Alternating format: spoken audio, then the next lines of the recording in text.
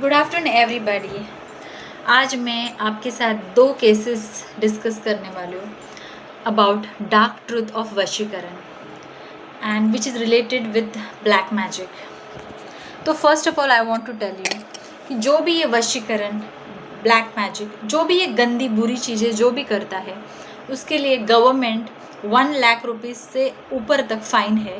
और second, section IPC 508 के तहत 7 साल की आपको सज़ा है, जेल में आपको सड़ना पड़ सकता है 7 साल से भी ऊपर। आप समझ रहे हो ना? इसलिए कोई भी गंदी चीज़ें करने से पहले हमेशा विचार करना है कि आप ये क्यों कर रहे हो। आप किसी के लिए ये जो बुरा चीज़ कर रहे हो ये क्यों कर रहे हो? क्योंकि आप जो भी ये ब्लैक मैजिक, वशीकरण या किसी का भी बुरा तंत्र के द्वारा आप करोगे तो आपके साथ भी बुरा ही होगा। वही चीज़ आपको आपके साथ भी होगा। मीन्स आपको मैं ये चीज़ सरल बताती हूँ। भला आपको भगवान आपके साथ होगा आज ये सब ये करने के लिए, पर भगवान आपको क्षमा करेगा। पर आपको कर्म, जो आपके जो बुरे कर्म हैं, भगवान बुद्ध कहते हैं आपके जो बुरे कर्म हैं वो कभी क्षमा नहीं करते। इसलिए हमेशा याद रखना कि किसी के साथ भी ब्लैक मैजिक, वशीकरण करने से पहले हमेशा संभाल के कोई भी चीज़ करना, क्योंकि आप उसमें आप इसके मीन्स आप आज बुरा कर रहे हो किसी के साथ, कल आपके साथ वो ज़रूर होगा। तो दो केसेस मैं आज इस पेशेंट का डिस्कस करने वाली हूँ। तो फर्स्ट ऑफ ऑल मेरी एक पेशेंट थी रेणुका। तो जैसे वो आई थी अपना फैमिली काउंसलिंग के लिए, तो हमेशा उसकी एक ही शिकायत रहती थी कि उसका हस्बैंड उसको हमेशा मारता है, पीटता है और हर एक चीज़ ऐसी करता है जो उसकी मदर उसे इंस्ट्रक्ट करे। तो फर्स्ट ऑफ ऑल मैं ये आपको कहना चाहती हूँ कि वशीकरण क्या है, मैं आपको पहले समझाती हूँ। वशीकरण इज़ द थिंग कि जो सामने वाला आपको इंस्ट्रक्ट करेगा वही वो इंसान करना चालू करता है, और वो चीज़ स्ट्रॉन्ग तांत्रिक या अघोरी से किया जाता है तो वो असर होता है। नॉर्मल ऐसे छोटकुला वशीकरण से नहीं कुछ काम होता, पर जो स्ट्रॉन्ग तांत्रिक या अघोरी से किया जाता है वो वशीकरण सामने वाले का मेंटल हेल्थ तक डिस्ट्रॉय कर सकता है। ये आपको मैं बोलना वाली हूँ। तो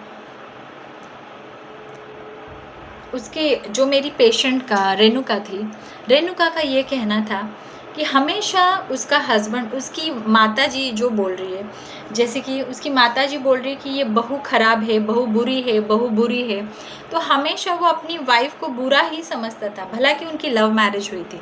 लव मैरिज में तो अपना हस्बैंड अपने वाइफ से तो कितना प्यार करता है। मीन्स तुमने अपने पेरेंट्स के खिलाफ जाके तुमने शादी की उस लड़की के साथ, फिर बाद में जैसे वो लड़की तुम्हारे घर आती है और फिर तुम उसके साथ मारपीट कर रहे हो, उसको इतने हद तक उसे गाली गलौज और इतना बुरा उसे ये कहते हो, तो ये बात तो गलत है, ये बात तो गलत है। तो हमने उसकी कहा, वो पेशेंट इसलिए आई थी ताकि उसकी फैमिली काउंसलिंग हो जाए, हम उसका कंटिन्यूस उसका फैमिली बच जाए। उसकी फैमिली काउंसलिंग से हम दोनों को समझा रहे थे कि आप लड़ो मत, शांत रहो। तो मैं उस हस्बैंड को हमेशा चिल्लाती थी, आप गाली गलौज मत दो, अपनी वाइफ को मारो पीटो मत। पर वो इंसान मुझे बोलता था, पता नहीं मैडम मुझे ऐसा क्यों होता है कि जो मेरी मम्मी मुझे बोलती है वही करने को मन करता है। जैसे मुझे पता है ये जो वाइफ है, तुम मुझे बहुत दिनों से समझाने की कोशिश करो कि वाइफ के साथ अच्छा बिहेव करो, अच्छा ये करो, पर पता नहीं मुझे ऐसा क्यों लगता है बार बार कि जो मेरी मम्मी मुझे इंस्ट्रक्ट करती ना, मुझे वही चीज़ करने को रहता है। क्योंकि जैसे उसकी मम्मी ने उसको बोला कि ये बहू बुरी है, उसको तो सीधा वो मारने को उसको दौड़ता है। जैसे वो बोलती मम्मी कि इसने आज नमक कम, सिर्फ खाने में नमक डाला, तो सीधा वो गाली गलौज देना शुरू कर देता है। सीधा वो मुझे कंटिन्यूस एक ही चीज़ बोलता था पेशेंट कि मैं शादी से पहले इस तरह से नहीं था कि मम्मी ने जो बोला वो, क्योंकि शादी के पहले मम्मी ये बोलती कि इस लड़के के साथ शादी मत करो, तो मैं सुन लेता था। पर जैसे शादी हुई तो मीन्स वो जो हमारी रेणु का पेशेंट है, उसने कहा कि उनकी मदर इन लॉ ने किसी तांत्रिक को मिलके उसके हस्बैंड के ऊपर स्ट्रॉन्ग वशीकरण किया। तो वशीकरण इस तरह से था कि उन दोनों में कंटिन्यूस लड़ाई होती थी लड़ाई के सिवा और कुछ होता ही नहीं था।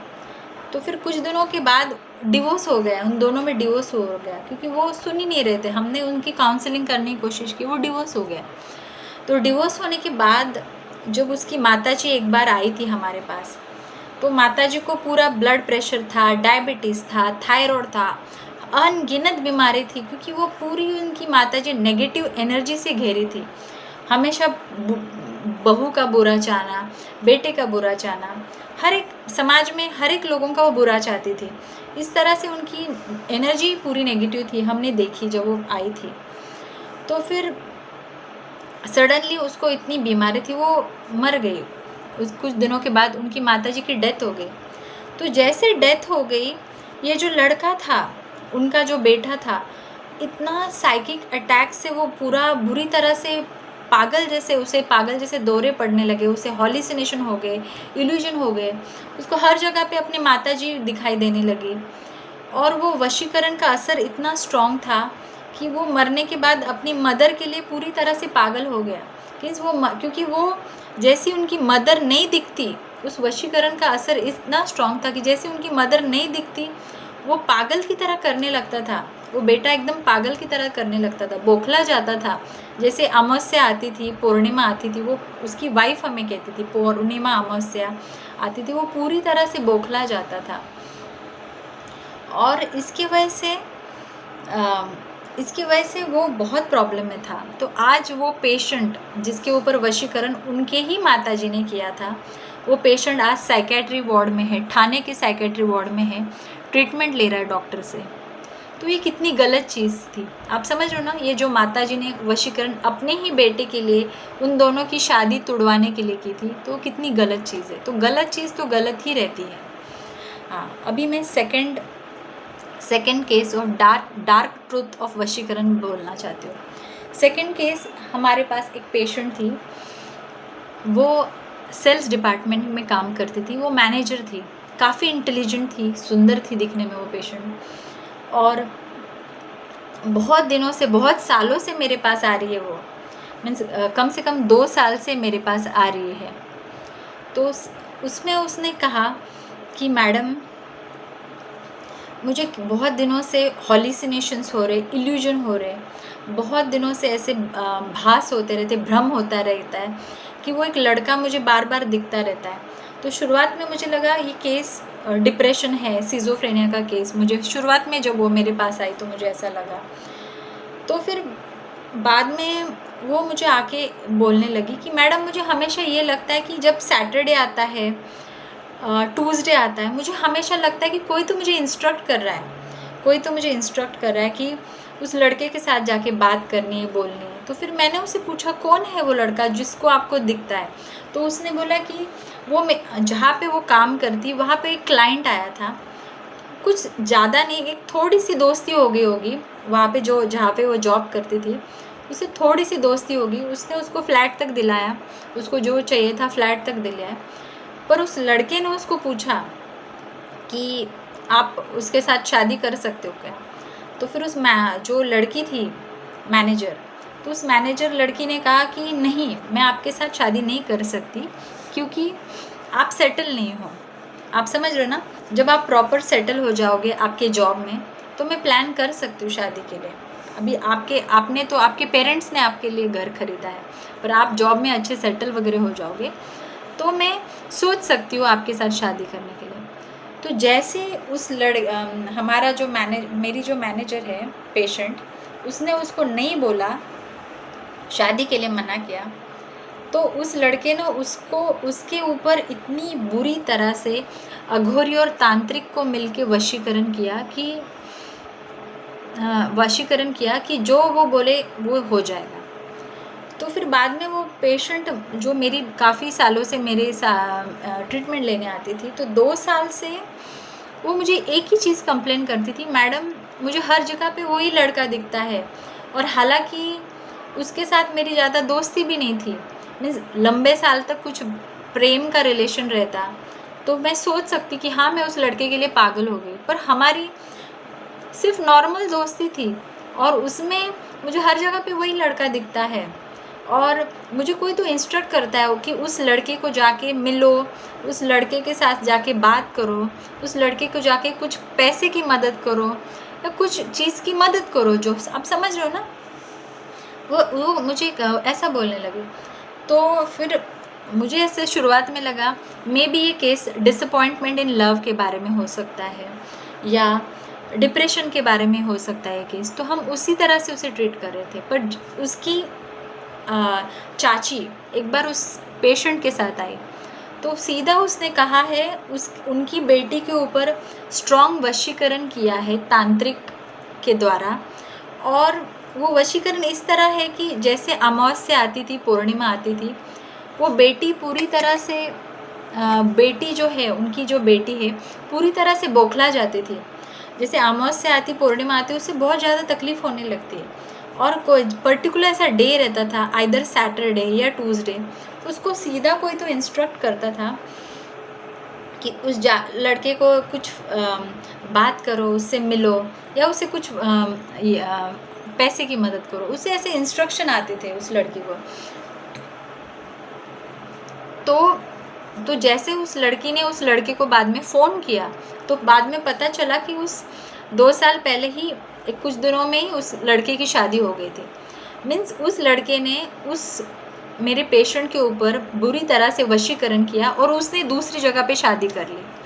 तो वो लड़की जो है वो पूरी तरह से फंस गई। आप समझ रहे हो ना, वशीकरण ऐसी चीज़, पूरी तरह से वो फंस गई। अभी वो जब उसे फ़ोन करती है, जो मैनेजर उसको फ़ोन करती है, वो लड़का उसे कहता है अभी मुझे बिल्कुल कॉल मत करो, मेरी नई शादी हुई है, तुम मेरी नई शादी में मुझे क्यों डिस्टर्ब कर रही हो।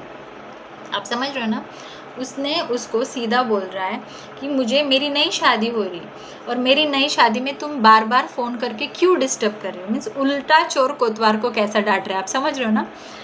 तो उस पेशेंट की इतनी बुरी हालत हो गई थी कि जैसा वो फ़ोन करती उस लड़के को कि तुमने क्या जादू टोना किया है उसके शरीर के ऊपर कि वो इतनी बुरी तरह से उसको हॉल्यूसिनेशंस हो रहे, उसको इल्यूजन हो रहा है, उसको हर जगह पे वही लड़का दिख रहा है और उसकी हालत ऐसी दिन से दिन उसकी हालत ख़राब हो रही है।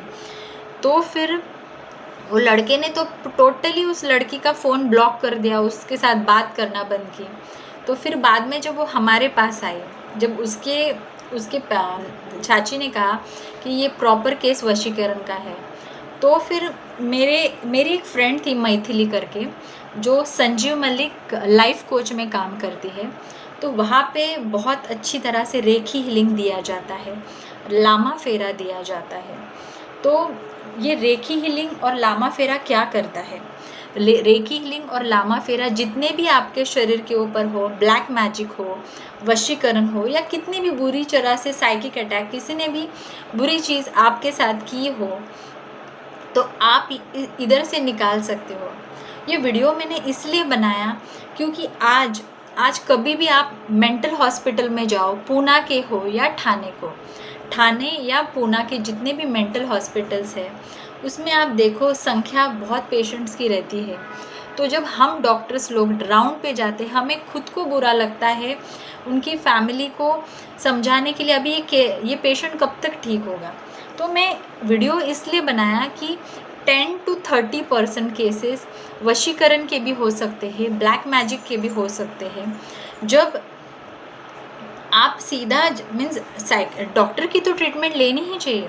डॉक्टर जो साइकेट्रिस्ट है, होम्योपैथिक काउंसलर है, होम्योपैथिक मेडिसिन है, वो ट्रीटमेंट तो आपको लेनी ही चाहिए, डॉक्टर की ट्रीटमेंट लेनी चाहिए, काउंसलिंग लेनी चाहिए। पर उसके साथ जब आपके पेशेंट को आप रेखी हीलिंग दोगे, लामा फेरा दोगे, तो आपका पेशेंट पूरा मेंटली जो डिस्टर्ब है पूरी तरह से ठीक हो जाएगा।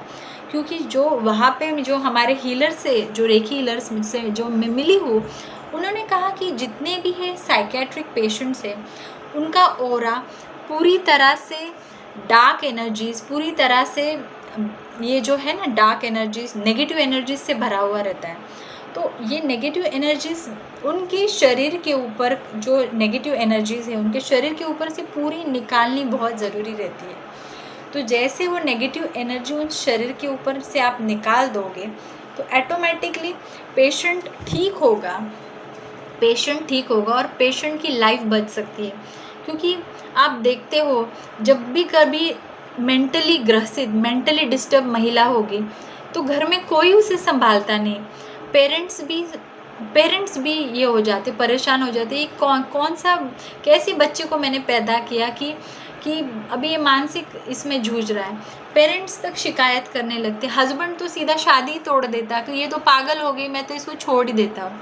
इतनी सारी चीज़ें हो जाती है और महिला इतनी उसे मीन्स कभी एक तो पेशेंट ऐसा था मीन्स मेरी विलेज टाउन में, उसको ना पेरेंट्स से सपोर्ट था ना उसके हस्बैंड से सपोर्ट था, तो उसका ही कोई भाई था, मीन्स उसका जो कज़िन भाई था वही उसको संभाल रहा था। तो आप समझ लो ना, जब पेशेंट साइकेट्रिस्ट में जूझ जाता है, ना उसको अपने पेरेंट से हेल्प मिल रही है ना उसको अपने पति से हेल्प मिल रही है, वो कहाँ जाएगा। तो इसलिए मैंने ये वीडियो आज इसलिए बनाया कि बहुत सारे मेंटल पेशेंट्स है तो वो बच जाए। उनका संजीव मलिक लाइफ कोच है ना, मैं ये चीज़ मैंने एक जेन्यून संस्था है इसलिए मैंने आपको बोला। जो संजीव मलिक का जो लाइफ कोच है, जो रेकी हीलर से और लामा फेरा है, ये जो है ऑनलाइन भी उनका कोर्सेस रहता है। दिल्ली में है वो लोग, फरियाबाद में उनका वृद्धाश्रम के लिए वो ये कर रहे हैं, मीन्स उनका वृद्धाश्रम का काम चल रहा है। तो वो इतने जेन्यून लोग मुझे पता चले, वहाँ पे इतने जेन्यून हीलर्स मुझे पता चले। तो वो हीलर्स लोग आपको घर में बैठे बैठे मोबाइल से ऑनलाइन आपको हील कर सकते हैं। तो कितने जनों की जान बच सकती है, कितने जनों की जो मेंटली डिस्टर्ब पेशेंट की जान बच सकती है, जो साइकेट्री हॉस्पिटल में कितने दिनों तक जूझ रहे। हाँ, डॉक्टर की तो हेल्प लेनी है आपको, मैं ऐसा नहीं बोल रही डॉक्टर की हेल्प नहीं है, डॉक्टर की हेल्प लेनी है आपको, पर उसके साथ आपको रेकी हीलिंग, लामा फेरा ज़रूर लेना है ताकि उसकी शरीर की सारी नेगेटिव एनर्जी निकल जाए, पूरा ऑरा जो आपका है क्लीन हो जाए और पेशेंट का ऑरा नेगेटिव से पॉजिटिव हो जाए और किसी की लाइफ बच सकती है। Thank you. तो ये चीज़ है, मैंने आपको 2 चीज़ बताई, आपको 2 केसेस मैंने आज डिस्कस की, डार्क ट्रूथ ऑफ वशीकरण का और उसके सॉल्यूशंस भी बताए। तो आपको मैं आपको थैंक यू बोल रही हूँ। होप सो आपको ये वीडियो पसंद आए और आपके नियरेस्ट डियरेस्ट जो भी पेशेंट है वो इसको हेल्प करें। Thank you.